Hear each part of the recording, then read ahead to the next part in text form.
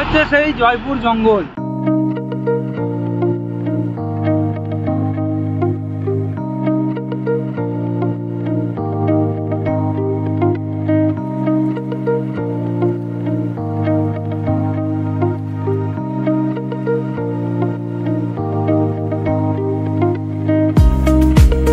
বনলতায় বনে তো জিএসটি। ভোরবেলায় ডিসিশন নিলাম যে ঘুরতে যাব, ভাবছি আমরা প্রচুর কিছু খাবো, ঠিক আছে? কিছুই খাবো না।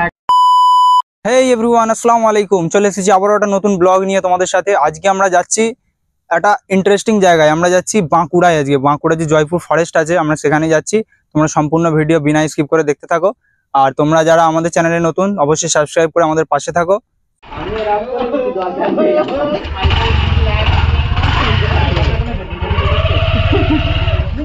দানেশ, আমি যাচ্ছি। ওয়েলকাম ওয়েলকাম টু দিদি।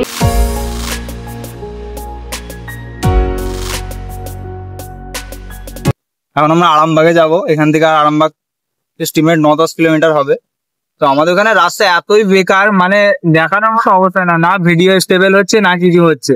তো এখানে রাস্তাটা অনেক ভালো। এটা টোল প্লাজা পার করে আমরা এসেছি। জায়গাটার নাম হারাদিত্য নাকি একটা আছে, ম্যাপে দেখলাম। আমাদের কিছু জানা নেই, এদিকে অত আসা যাওয়া নেই। তো এখান থেকে আমরা সোজা আরামবাগ যাবো। এখানে একটু ব্রেক নেবো, এটা খাওয়া দাওয়া হবে। তারপরে আমরা সোজা গিয়ে মতলব আমাদের ডেস্টিনেশনে যাব, ওই জয়পুর জঙ্গলে। তারপরে আপনাদের সাথে সব ভিডিও শেয়ার হবে, অবশ্যই পুরো ভিডিও দেখতে থাকুন।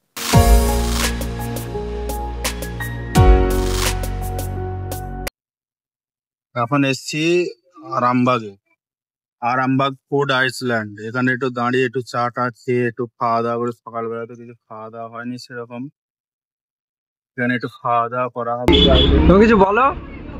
গাইস, এটা মানে বনলতা রিসর্টের হাফ টাইম।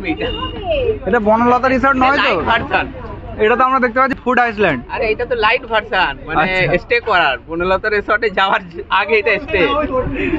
আচ্ছা, আর আমাদের কোথায় ডেস্টিনেশনটা ভুলে গেছি তো। আমি তো ডিসিশন নিই না, ভোরবেলায় ডিসিশন নিলাম যে ঘুরতে যাব, তাই ডিস্টেন্স ভুলে গিয়েই বেরিয়ে পড়েছি। এখন যেটাই যাওয়া হবে যাব। আরে এখন আরে কি এনেছি? ওই নাদি এই কি এনেছে দেখ। বড় রুম আছে। এই কাউকে ধরতে পাই না। তো অ্যাডজাস্ট করতে হবে। তো এখানে আমরা কিছু খাবো না, ঠিক আছে? খালি মানে ঢং করছি। এরা ভাবছে আমরা প্রচুর কিছু খাবো, ঠিক আছে? কিছুই খাবো না। একটা 5 টাকার বিস্কুট কিনে হয়তো খাবো 5 জন মিলে, 10 জন মিলে খেয়ে এখান থেকে সোজা বেরিয়ে যাবো আমাদের ডেস্টিনেশনে। আমরা খালি এখানে জাস্ট মুখ ধোয়ার জন্য দাঁড়িয়েছিলাম। সিরিয়াসলি বলছি, এখানে কিচ্ছু খাবো না আমরা। অর্ধেক পূর্ণ হয়েছে, এখন অর্ধেক বাকি আছে। আমরা যাচ্ছি, আপনার সাথে দেখা হচ্ছে নেক্সট ডেস্টিনেশন।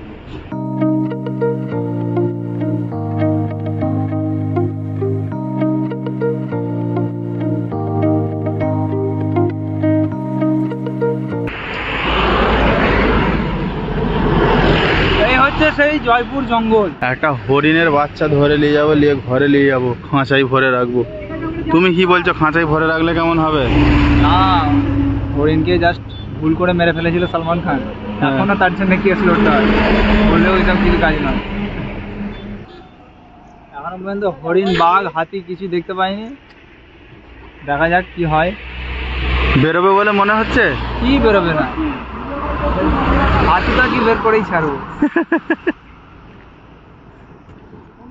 একটু খাওয়া দাওয়া করে নি, খুব খিদে লেগেছে। চলো তাহলে। আজকে হাতি দেখেই ছাড়বো, তোমরা সাথে থাকো। আমরা দেখো হাতি কেমন দেখাতে হয়। হাতি না হলে তো একটা হরিণ তো দেখাবোই। একটা হরিণ তো একটা বাচ্চা দেখে এসছি, হরিণ। চলো তাহলে হরিণের বাচ্চাটাকে দেখাই। ওই পুলিশরা এখানে দাঁড়িয়ে আছে পাবলিকের জন্য। পাবলিকের জন্য পুলিশ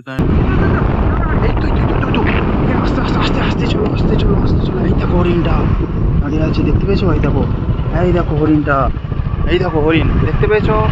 তোমাদেরকে আমরা বলেছি যে হরিণ দেখাবো, দেখিয়ে দিয়েছি। গাইজ, এটা জাস্ট এন্টারটেনমেন্টের জন্য ছিল, আমরা এমনি জাস্ট বললাম। তো আমরা এখন বনলতা হোটেলে চলে এলাম, এখানে আমরা খাওয়া দাওয়া করবো। বনলতা রেস্টুরেন্ট রিসর্ট জীবনের প্রথমবার এলাম, সিরিয়াসলি কখনো আসা হয়নি, কারণ আমরা গরিব। তো দাদা তুমি কোথায় এলে এখন? আমি এখন এটা জয়পুরের বনলতা রেসর্ট আছে। মানে তুমি ওইটাকে তো বনলতা বলছিলে, কোনটাকে? ওই আগের লাইট ভার্সন ছিল, ওটা লাইট ভার্সন। এটা অরিজিনাল। এখানে কি খাওয়া দাওয়া হবে এবার আমাদের? খাওয়া দাওয়া তো এখন মেনু দেখতে হবে কি কি আইটেম আছে না আছে, তারপরে চিন্তা হবে। ভাই যাই থাকুক আমরা গরিব মানুষ ভাই, আলু ছানা আর ডাল খাবো। ঠিক আছে, বনলতা মানে আলোচনা ডাল। মহিলা বাথরুমের কাছে কি করছো দাদা? এখানে যাওয়া হবে, পুরুষ বাথরুম আছে তো একটা। একটা নিয়ে নাও না। তো গাইজ আমরা এখন বনলতা রিসর্টের ভিতরে ঢুকছি, যেহেতু আমরা খাওয়া দাওয়া এখানেই করবো ভিতরটাতে। বাইরেও সিট দেওয়া আছে, বাট আমরা ভিতরটাই যাচ্ছি, দেখি আমাদের জন্য ভিতরে কোনো সিট খালি আছে কি। তো একটুখানি যাওয়ার পরে দেখলাম যে আমাদের জন্য একটা টেবিল অলরেডি বুক করে রেখেছে আমাদের ফয়সাল ভাই। মেনুটা ছিঁড়ে গেছে, অনেকদিন বনলতা তো চালু হয়েছে তাই ছিঁড়ে গেছে। গাইজ দেখেছো ব্লগারদের ভাষা দেখেছো? ব্লগার এইটা মাস্টার, এইটা মাস্টার স্টাডি হ্যাক, এইটা আর একটা প্রাইভেট মাস্টার, এইটা স্কুল মাস্টার, এইটা হচ্ছে এখন রিজাইন দিয়ে দিয়েছে, এ তো পেনশন পেচ্ছে। আর গাইজ এই টেবিলে খাবার অর্ডার দেওয়ার পরে সব আলোচনা করছে কেবিন মানে বুঝতে পারছেন তো? গাইজ দেখো এখানে আমাদের মোটামুটি সবাইরই প্লেট এসে গিয়েছে কম বেশি। সিরাজ ভাই এখানে লেবুটা নিজেরে দিচ্ছে, দেখো কি করে দিল খালি দেখো। ও মোটামুটি এখানে আমাদের 5টা মতো এগ ফ্রাইড রাইস অর্ডার করা হয়েছে আর 3টে ভেজ থালি অর্ডার করা হয়েছে, বাঙালিদের ভেজ থালি যেটা। তো এখানে এসে মানে এই হোটেলটা এরকমই, মানে তুমি চাইলে তোমাকে কলা পাতাতেও এখানে খেতে দেবে, ঠিক আছে? প্লেটের উপরে তুমি যদি চাও কলা পাতাতেও খেতে দেবে।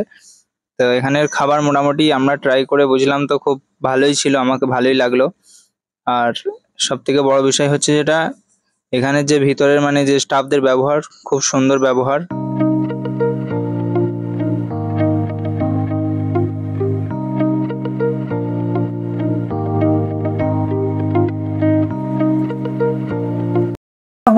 কেমন লাগছে তোমাকে বলো, কেমন লাগছে? সবাইকে জিজ্ঞাসা করো, স্বাদের মতনই আমাকেও লাগছে। আমাকে একটু বেঁধেই দিয়েছে। তুমি বাঙালি হয়ে চামচে খাচ্ছ? আমি আইটেমটাই চাইনিজ আইটেম খাচ্ছি, আর তোমরা তো বাঙালি আইটেম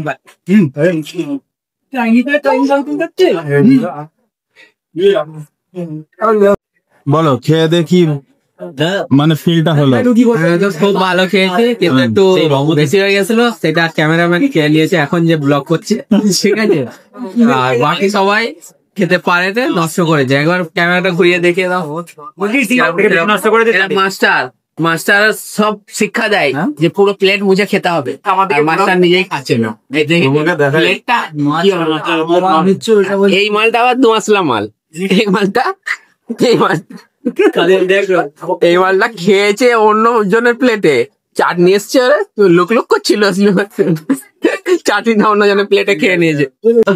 বলো তারপরে কি বলবো আর কি বলছো? তারপরে এখন বেল খুলে একটু রিজার্ভ বলছে, এখানে আবার রিজার্ভ মেন আছে। আচ্ছা, এখন আমি রিজার্ভে খেয়েছি, মেন এখন খালি আছে আপাতত। মানে বাইরে গিয়ে পুরো হবে ছিল এখন বিল এসে গেছে, আমাদের ব্লগার পড়ছে। পরীক্ষায় তারপর মিলা এখানে নিয়ে যাবো বলতে না নিও, টোটালটা বলে দে না, তারপর মিলা না। 5% জিএসটি আছে বনলতায়, বনেতেও জিএসটি, সবেতে জিএসটি, ঠিক আছে? বাট রেস্টুরেন্টের জিএসটি নাম্বার আমি বিলের মধ্যে কোথায় দেখতে পাচ্ছি না। জিএসটি ক্যালকুলেটরটা দেখ না, 2.5% এসজিএসটি আর জিএসটি নাম্বার এই বেদে জানি টোটাল বলো না, কি সব বলছো? 1323 টাকা হয়েছে। এখন আমরা গুনভাগ শিখতে হবে, কারণ অনেকজন আছি তো 1323 টাকা কিভাবে বলো বিল হিসাবে কেমন লাগলো খাবার? খুব দারুণ হয়েছে। কিছু ডিসকাউন্ট দিয়েছে? ক্যাশব্যাকও নেই, ডিসকাউন্টও নেই। তো গাইস আমরা এখন খাওয়া দাওয়া করে হোটেলের বাইরে যাচ্ছি, বনলতা রিসর্টটাকে পুরো ঘুরে দেখাবো তোমাদের সাথে। সম্পূর্ণ ভিডিও তোমরা পুরো দেখতে থাকো, কোথায় কি আছে পুরো আমরা দেখাবো তোমাদেরকে। একটা এখানের মেন ব্যাপারটা বলে দিই, বনলতা রিসর্টের। বনলতা রিসর্টে কিছু কিছু আন্টি আর আঙ্কেল এসছে, ঠিক আচ্ছা। আছে? এই ব্যাপারটা আমি জানতে চাই এই আন্টি আঙ্কেলদের কাছ থেকে, এই ব্যাপারটা কি। তাহলে কথা বলতে হবে তো। চলো। ইধার ভি লড়কি হ্যাঁ। আচ্ছা।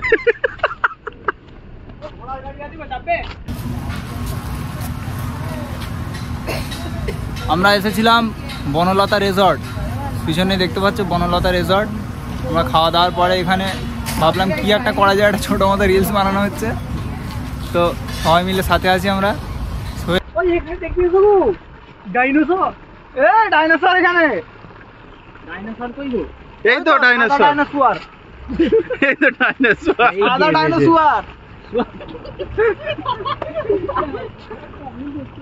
এইটাই যে কিভাবে বসে আছে আমি নিজেও জানি না, মানে নিচে কিছু নেই। আমি সেই স্কুলে অনেকবার হাফ চেয়ার হয়েছিলাম, তো ওই জন্য আমার একটা টেকনিক আছে। স্কুলে স্যাররা যখন তখন হাফ চেয়ার করে দিত পড়া না পারলে, সেই জন্য এটার উপরে আমার একটা বসার মানে টেকনিক আছে। তো চতুর্দিকে বন আর লতা পাতা, মানে জায়গাটা একটা অসাধারণ জায়গা, প্রকৃতির সাথে একটা সৌন্দর্যের জায়গা। তো আমরা খাওয়া দাওয়া সেরে এখন এই লেকটার দিকে একটু ঘুরতে এলাম, দেখা যাক কি হয়। সবাই আগে চলে গেছে কিন্তু আমরা পিছনে, কারণ আমরাই হচ্ছি ব্লগার। ওরা হচ্ছে আমাদের শুধু সাথে এসে বয়ে নিয়ে আসা হয়েছে, ফের বয়ে নিয়ে যাওয়া হবে, কেউ কিচ্ছু কাজ করছে না। তো এতটা যে রাস্তা এলে, আসার পরে যে এই যে দেখছো, কেমন লাগছে? এসে ভালো লাগছে? অসাধারণ একটা জায়গায় চলে এসেছি, বিশ্বাস করো। এই যে জায়গাটা যে যাচ্ছি, এটা মানে আলাদাই একটা পরিবেশের সাথে একটা ভাবমূর্তি তৈরি হচ্ছে নিজের মধ্যে। তো এই হচ্ছে বনলতা রিসর্টের লেক, আমরা পুরোটা ঘুরে দেখবো কোথায় কি আছে। আর এদিকে আবার কি চাষবাস হয়েছে, ধান চাষ হয়েছে, ধান। তাহলে এখনো তো তাহলে কই হরিণ, বাঘ, হাতি কিছু তো দেখতে পেলে না? হ্যাঁ, আমরা এখনো জয়পুর ফরেস্টে পুরোপুরি যাইনি, এখন এখান থেকে 4-5 কিলোমিটার আমরা যাবো। আচ্ছা, এখন খাওয়া দাওয়া লাঞ্চের জন্য এখন লাঞ্চের জন্য এখানে একটু ব্রেক নেওয়া হলো, তো এখান থেকে ফের আমরা বের হবো। আমরা বাইকে করে ফের রওনা দেবো, এখানে 4.5-5 কিলোমিটার মতো রাস্তা গিয়ে তারপরে পুরো ভিডিওটা কমপ্লিট করা হবে।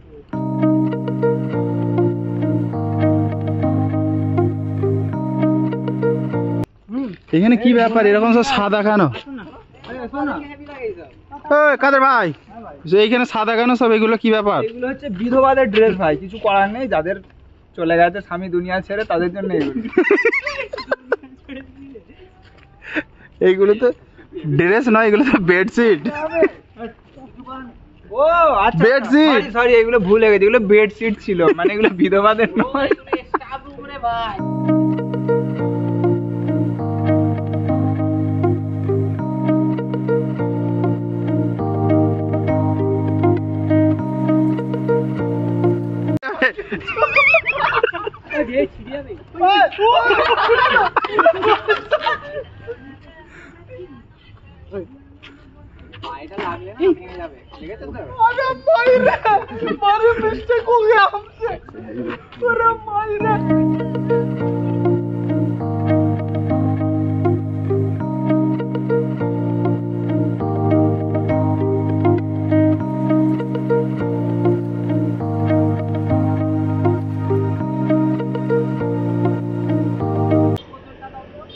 কি বলছো বলো, কেমন লাগলো ফটো তুলে?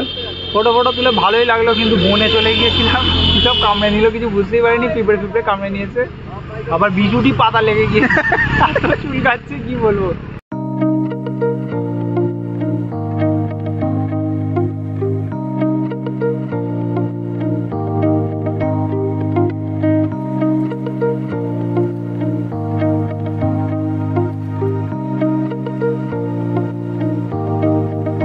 গাইজ আমরা যাচ্ছিলাম, হঠাৎ দেখি একদল হাতি। আমি তো বিশ্বাসই করতে পারিনি যে মানে হাতি। আমি তো মানে ভিডিও চালুই করিনি, এটা মানে এটা আমার অন্য ফ্রেন্ডের ফোন থেকে ভিডিও করেছে, মানে আমি যে ফোন থেকে ভিডিও করছিলাম সেই ফোন থেকে এই ভিডিওটা হয়নি। হঠাৎ দেখি একদল হাতি, তো আমি তো মানে হাতি দেখার চক্করে আমি ভিডিও করতে ভুলেই গিয়েছিলাম। তো আমার ফ্রেন্ড ভিডিওটা করেছিল বলে জাস্ট আমি ক্লিপটা তোমাদের সামনে শো করতে পারলাম, না হলে মানে এই ক্লিপটা হতোই না আমাদের।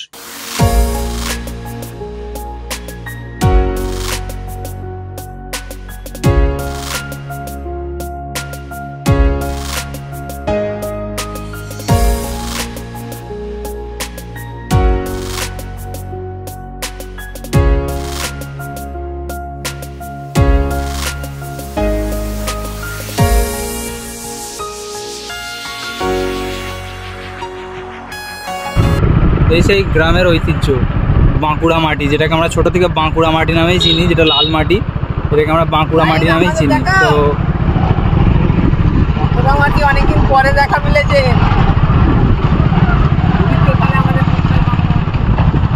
আমাদের গ্রামে আমি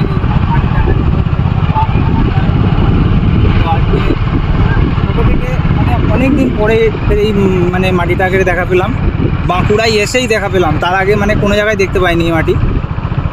দেখতে পাচ্ছ একটা গ্রামের ঐতিহ্য, কত সুন্দর একটা মনোরম পরিবেশ।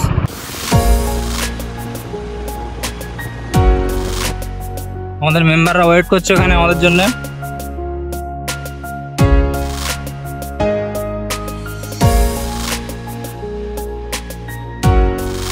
পানি হচ্ছে, পানি এসে গেল আবার। হালকা হালকা পানি পড়ছে গায়ে।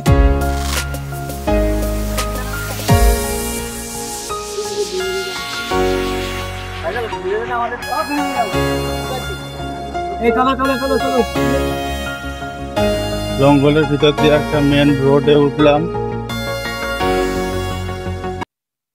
গাইজ যাচ্ছি আমরা, এই যে ফাঁকা জায়গাটা দেখতে পাচ্ছ, এটা দেখতে হয়তো ফাঁকা জায়গা লাগছে, বাট এটা কিন্তু এখনের দিনে ফাঁকা জায়গা হলেও একটা টাইম ছিল এই জায়গাটায় কিন্তু বিশাল একটা গুরুত্বপূর্ণ জায়গা ছিল। দ্বিতীয় বিশ্বযুদ্ধের টাইমে এটা কিন্তু মানে ব্রিটিশদের জন্য এটা মানে এয়ারবেস ছিল, যে এয়ারবেসটার নাম হচ্ছে পেয়ারডোবা এয়ারবেস। এটা বাঁকুড়া জেলার যে বিষ্ণুপুর আছে, এই বিষ্ণুপুর জেলার মধ্যে অবস্থিত। আর এটা এখন ফাঁকা জায়গা পড়ে আছে, কারণ এখানে এখন তো আর ব্রিটিশদের রাজ নেই আমাদের ভারতে, সেই জন্য এখন এই জায়গাটা ফাঁকা পড়ে আছে। আর তো ব্রিটিশদের সময়কার এটা একটা এয়ারবেস ছিল, এই রানওয়েটাই মানে ইউজ করে ব্রিটিশরা যুদ্ধ বিমান উড়াতো। আর এই এয়ারবেসটা তৈরি হয়েছিল 1942 থেকে 43 সালের মধ্যে, সামথিং ওরকম কিছু একটা হবে। যখন বিশ্বজুড়ে বিশ্বযুদ্ধ হচ্ছে, তো তখন এই অঞ্চল থেকে ব্রিটিশ আর মিত্রবাহিনী বিমান উড়াতো এখান থেকেই। বিশেষ করে আমেরিকান যে এয়ারফোর্স গুলো আছে এই এয়ারবেসই ব্যবহার করতো। এখন অবশ্য এই জায়গাটা এখন মানে এলাকার মানুষ যারা আছে তাদের জন্য একটা গরু ছাগল চড়ানোর একটা জায়গা হয়ে উঠেছে এই জায়গাটা।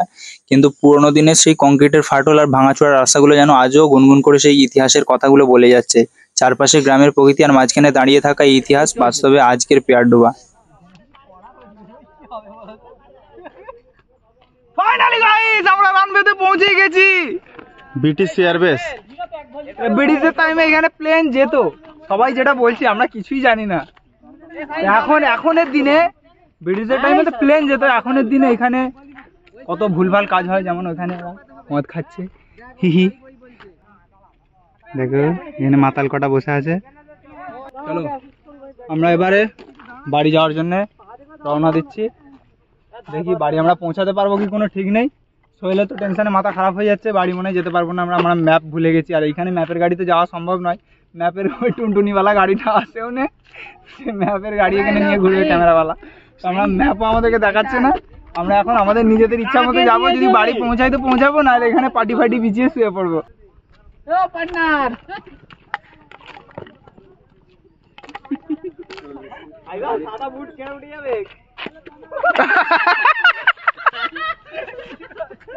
অনেক কিছু হয়ে গেছে, এবার বাড়ির দিকে আমরা চলে যাচ্ছি।